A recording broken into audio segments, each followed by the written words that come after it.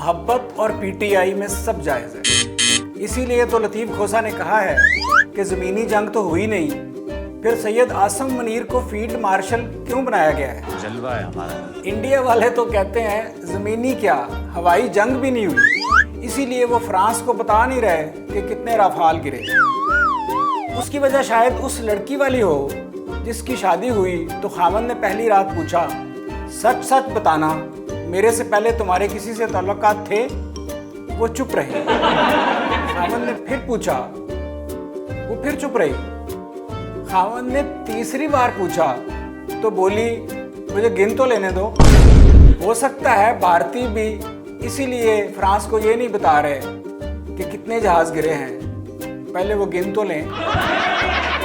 मैंने तो कहीं पढ़ा है ठीक है कि फ्रांस ने कह दिया है कि जब भी कोई इंडियन पायलट राफाल उड़ाएगा तो उस पर वो एल यानी लर्नर का स्टिकर जरूर लगाएगा।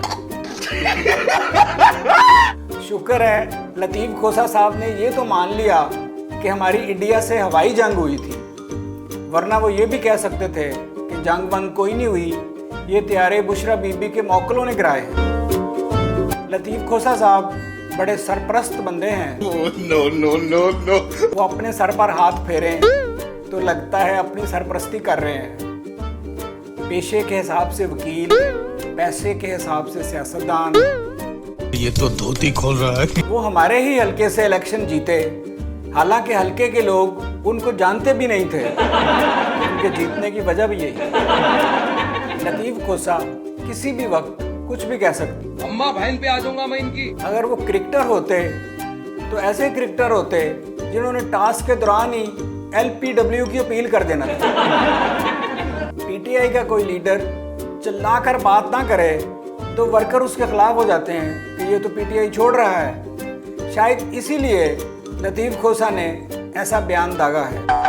लतीफ़ खोसा कन्फ्यूजन किंग हैं। उनकी प्रेस कॉन्फ्रेंस के बाद कोई सहाफ़ी कन्फ्यूज ना हो तो उसका अदारा समझता है ये उनकी प्रेस कॉन्फ्रेंस में गया ही नहीं।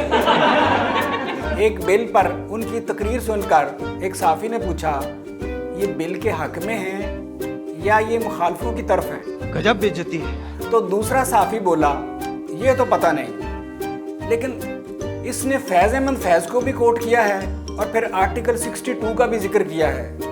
लगता है ये दोनों तरफ है। लेकिन जो लतीफ़ खोसा को ज़ाती तौर पर जानते हैं वो कहते हैं ये दोनों तरफ नहीं होते, अपनी तरफ ही होते हैं। ये बाबूराव का स्टाइल है। खोसा के दिमाग में खोसा भरा हुआ है। उनकी गुफ्तगू का सबसे मदल्लल हिस्सा वो होता है जब वो चुप होते हैं।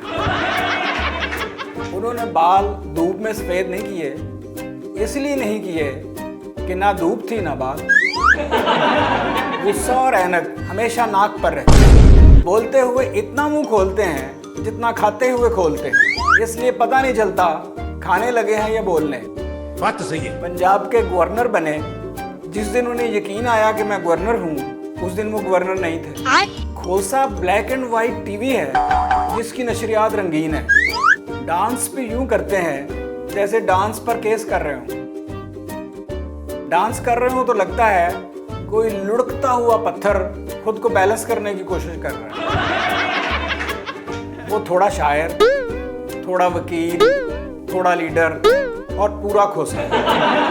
वो मजाक करते नहीं, उनसे हो जाता है, बल्कि अक्सर उनका हो जाता है। वो ये भी कह सकते हैं कि पाकिस्तान और इंडिया के दरमियान कोई जंग हुई ही नहीं, जो हुई वो तो लड़ाई थी।